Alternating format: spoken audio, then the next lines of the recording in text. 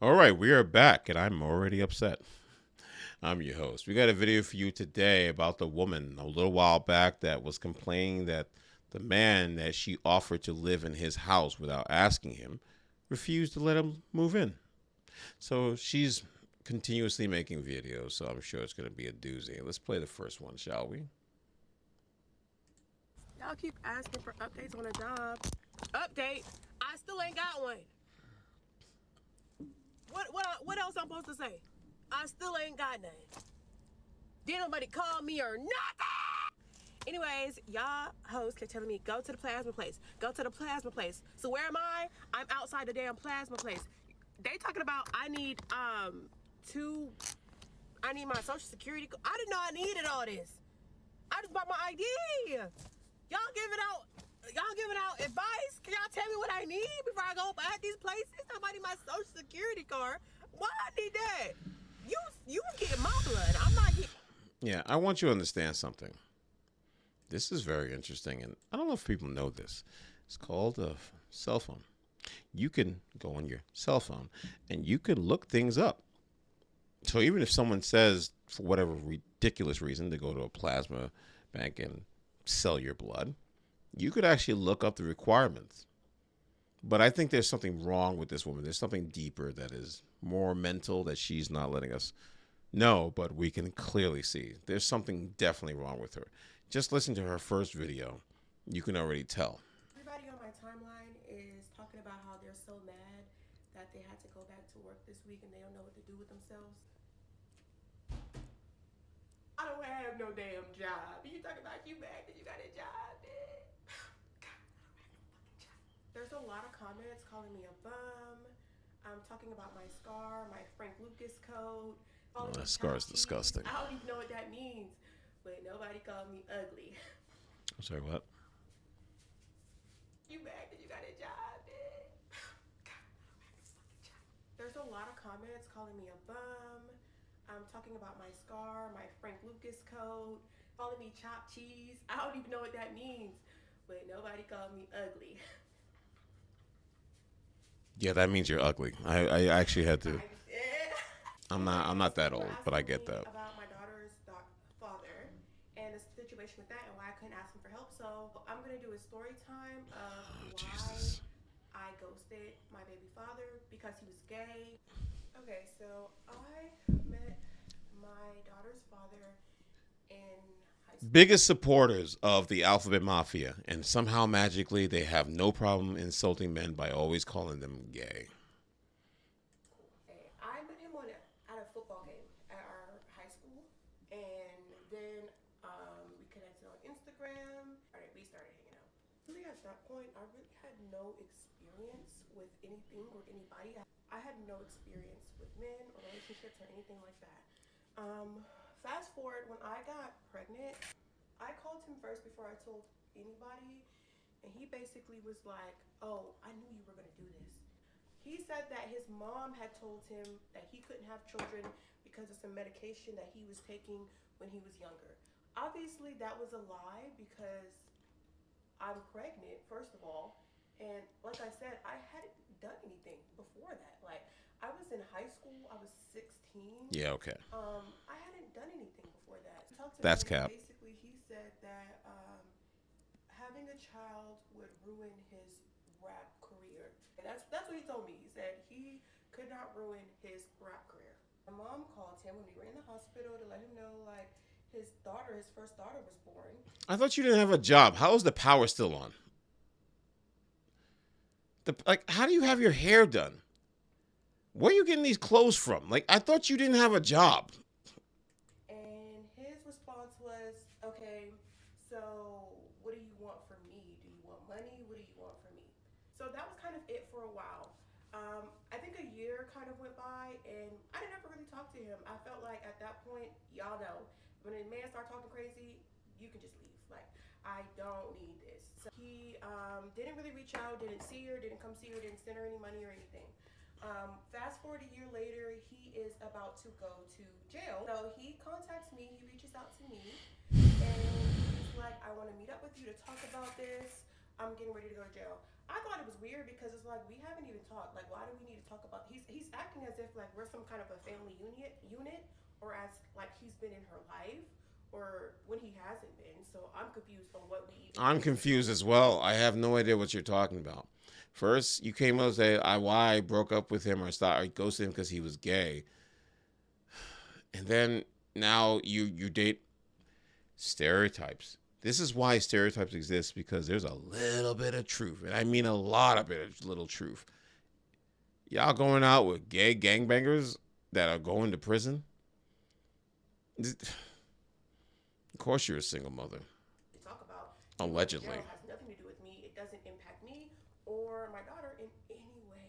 So we meet up at like a Walmart parking lot, and he tells me that he's going to jail. He has to turn himself in, and he gives me $300 for while he's gone. Even though I don't know if that was just because he was like looking for somebody to hold him down in jail, because he had never given me any money before, and we never really talked before. He gave me $300, and then that was kind of the end of that conversation on that day. So when he gets out, like a couple of days after he gets out, he comes and he sees her for the very first time, and that was kind of it for at that point. He didn't come back to see her until later on that year on Christmas Eve, and really he didn't come to see her. He just kind of came to see me. Wait, hold on a second. Wait. On Christmas Eve, fills my head with a bunch of lies. Is that before or after he went to jail? I thought he was turning himself in. So a year after he was in jail. So obviously he was unable to see it because he was incarcerated. Oh dear, I'm not. You know what? I'm not even gonna try. And it was at this point where things started to go downhill. Now it's going downhill. At what point do you start realizing things are just bad? Now it's going downhill. Kind of get into a relationship at this point. So we start dating. Now, when he got out of prison, he became this Muslim, this like stand-up guy. He's such a Muslim. May Allah do this. He got prayer time and stuff, but he won't see his own child. Here's where everything goes downhill. We're dating. I buy this car, straight out cash. I buy this 2021 all white, red interior compact Charger. I buy this car. I come to him. He sees the car, and he's like, "Yeah, I want one of these. I want one of these." I'm like, "You should get you one." He's like, I thought you were broke. She said the last video I did, she said she spent hundreds of thousands of dollars, and now you are broke, but you had enough money to buy a brand new car out front. I swear to God, this is why I love TikTok. I love TikTok because they expose themselves. It is unlimited material. Oh God. I don't really have like the money to get it. I'm like, oh. Then why'd you buy a brand new? We're laying in bed and he's showing me pictures of like different cars that he could buy off. Like, I guess they're like cars that people have stolen and are reselling. That's the vibe I was getting. So I don't date scammers, thugs, criminals, none of that anymore. And he up to him, he sees the car, and he's like, "Yeah, I want one of these. I want one of these." I'm like, "You should get you one." He's like, "I don't really have like the money to get it." I'm like, "Oh, that sucks." We're laying in bed, and he's showing me pictures of like different cars that he could buy off. Like, I guess they're like cars that people have stolen and are reselling. That's the vibe I was getting. So I don't date scammers, thugs, criminals, none of that anymore. Anymore. I don't date thugs and scammers anymore.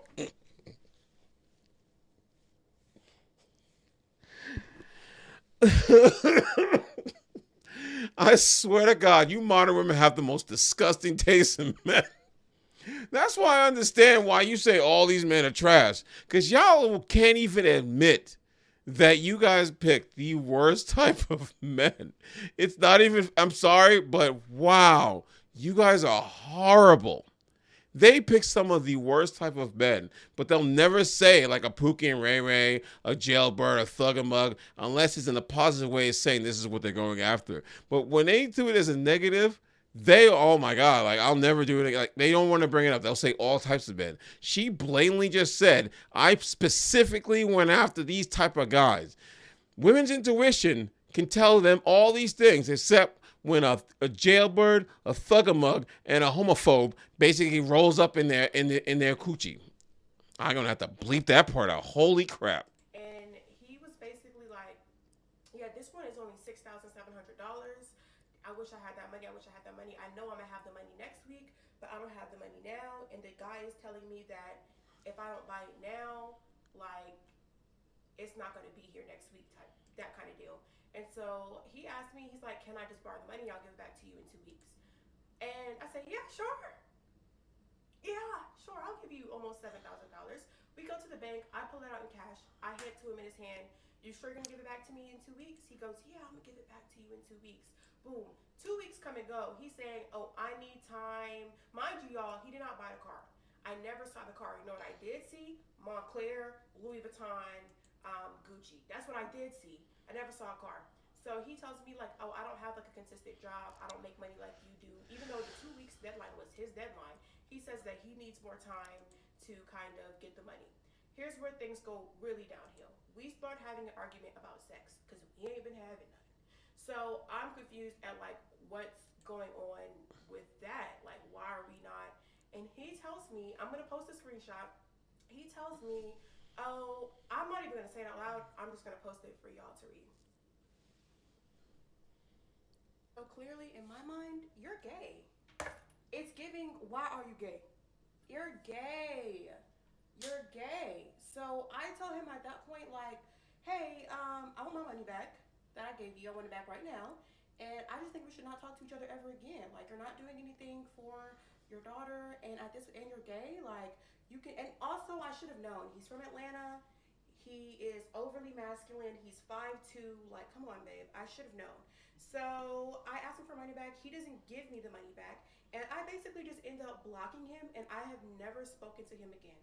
So I guess this is basically the story on how I ghosted my baby daddy for being gay. He was actually gay.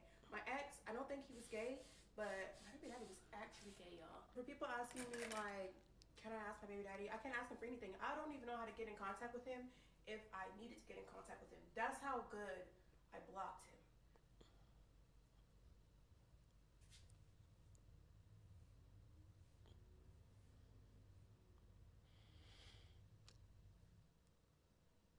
Wow. All I can say is wow. All I can actually say is your weave is impeccable. There is so much wrong with what I just saw. And I do mean so much. So, let me see if I get this straight. It was after you went out with the gay, scamming, I'm assuming drug dealing jailbird. So that's a hate crime because you blocked him because he was a gay, which makes you a homophobe. Um, but not only that, you didn't see or notice anything off about him, and I mean not even just the alphabet mafia nonsense. I'm talking about you didn't think there was anything wrong with him with all the other stuff he did. So you once again had unprotected sex with this man.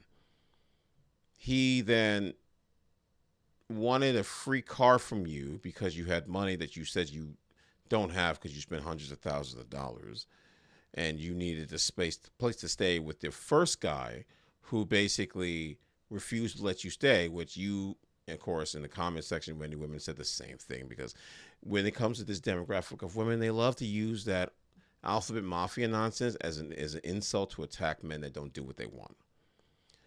So not only that, but also as far as all this going on, he doesn't want to buy you a car, and then you saw a screenshot of I'm assuming was allegedly him, and you're saying he's gay, but your gaydar didn't shoot up saying that there's something off about this dude. This is why I say, you know what, I take it back. TikTok should be banned. Trump, you're an idiot. I hate you. This is showing the negativity of any group who doesn't know how to shut up and keep things on the inside. You are broke, but you got enough money to get a fancy weave, to get dressed up, but you don't want to get that nasty thing on your neck fixed.